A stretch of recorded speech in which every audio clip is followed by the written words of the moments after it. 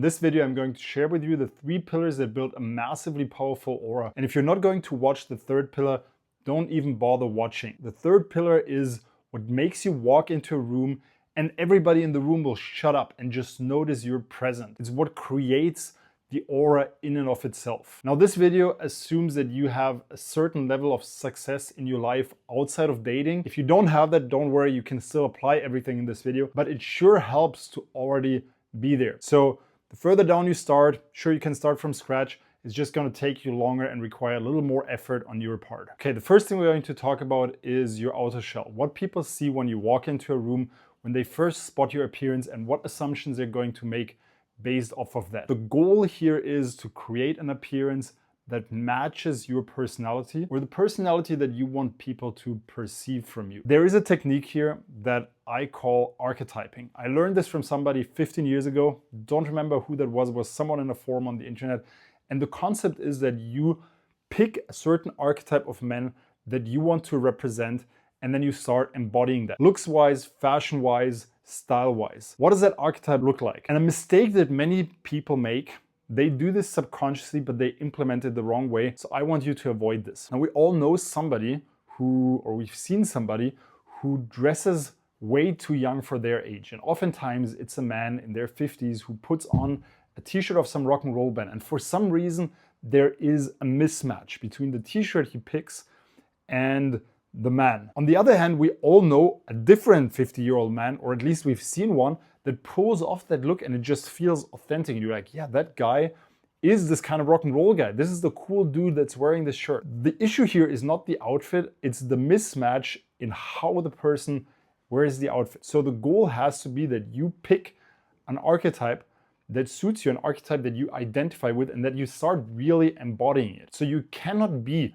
the lawyer who's wearing the rock and roll t-shirt and kind of feels awkward at it. No, you have to fully assume it. When you put on that rock and roll t-shirt, you are the rock and roll guy. You need to talk, walk, and behave like the guy who's supposed to wear that rock and roll t-shirt, who's the rocker. You're not the lawyer anymore. Your outfit from now on will define who you are. One more warning here. If you are a lawyer or if you have another office job, beware of walking around in that office attire everywhere you go. If your office attire is 10 out of 10, if you're wearing amazing suits, if you look sharp, if you look good, by all means, you can probably rock that pretty much at any given occasion. Just make sure that you don't want to feel overdressed. Whenever you feel overdressed, take off the tie.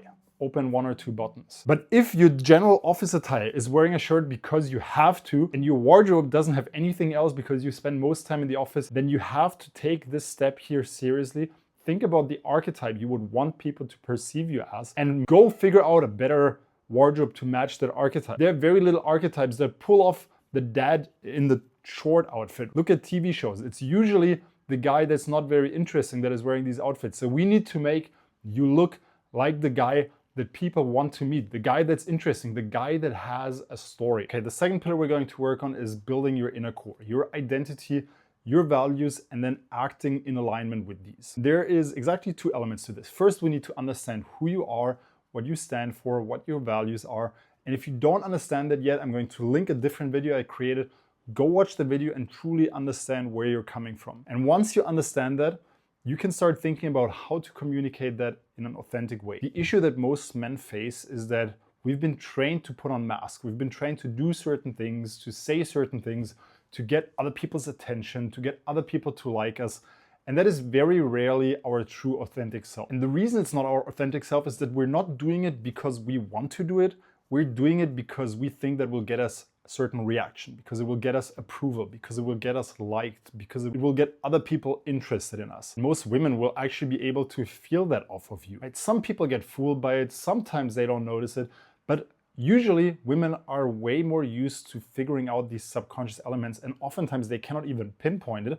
They will just notice that something in the way you behave doesn't really match who you are, and then they end up ghosting you, or they end up telling you that they don't feel the vibe because they cannot really put it in words themselves. But it is a mismatch between what you say and what you do and who you really are. So by understanding who you are, what you stand for, what you value, what you believe in, and by learning to peel back the layers and communicate that in an authentic way, you will actually be yourself, communicate like yourself, and get people to like you for you. And funny enough, the better you get at this, the more magnetic you become, because people are drawn to somebody who can embody who he is, who can fully assume responsibility, can fully express himself. This is why people like Donald Trump have so much power. They can just express what they believe in, they can express who they are, like him, love him, or hate him. It works. It creates this aura, it creates magnetism to just be able to be yourself and fully express yourself without worrying about whether other people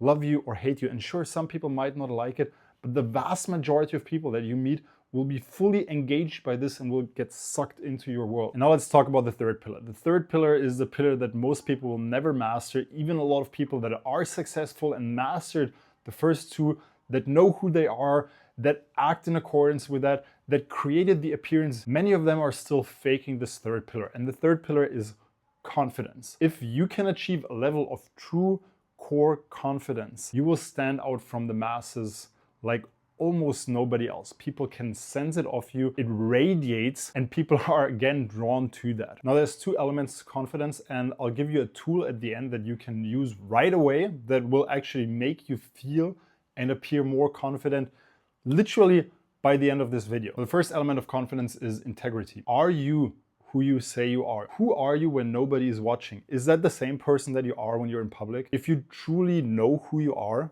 what you want, the things we talked about before, and you live that out, whether somebody's watching or not, you know you can rely on yourself. You know that what you say is what you're going to do. That creates a level of trust in yourself. And this is something that people can feel. If you are a man of your word, if you do the things that you set out to do, if you do the things that you tell yourself you're going to do, other people will be able to feel that off you. It will typically radiate. It's something that not only we can subconsciously sense, but there's also this circle of evidence. By you doing things that you say you do, it becomes easier and easier and easier, and people will notice that you're the type of person that has an idea and then goes after it. You're the type of person that wants something and will make it happen. And funny enough, that is something that almost everybody lacks, but almost everybody also wants. And by simply seeing that you have that, what they don't have, people get again drawn towards you. They want to have you in their environment because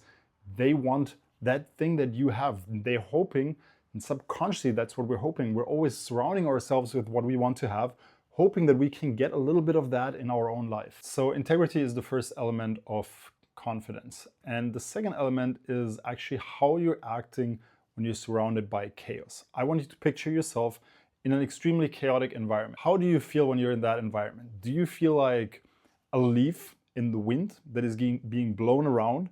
Or do you feel like you're almost like the rock, that the chaos is happening around, but it's not really affecting the rock? It's almost like the chaos has to walk around the rock. Which one of these two are you? Or if you're neither of them exactly, then where would you locate yourself on the spectrum? And the goal should be to be as close to the rock as possible. There's actually a way to do this. That is a tool that I'm going to share with you in a moment.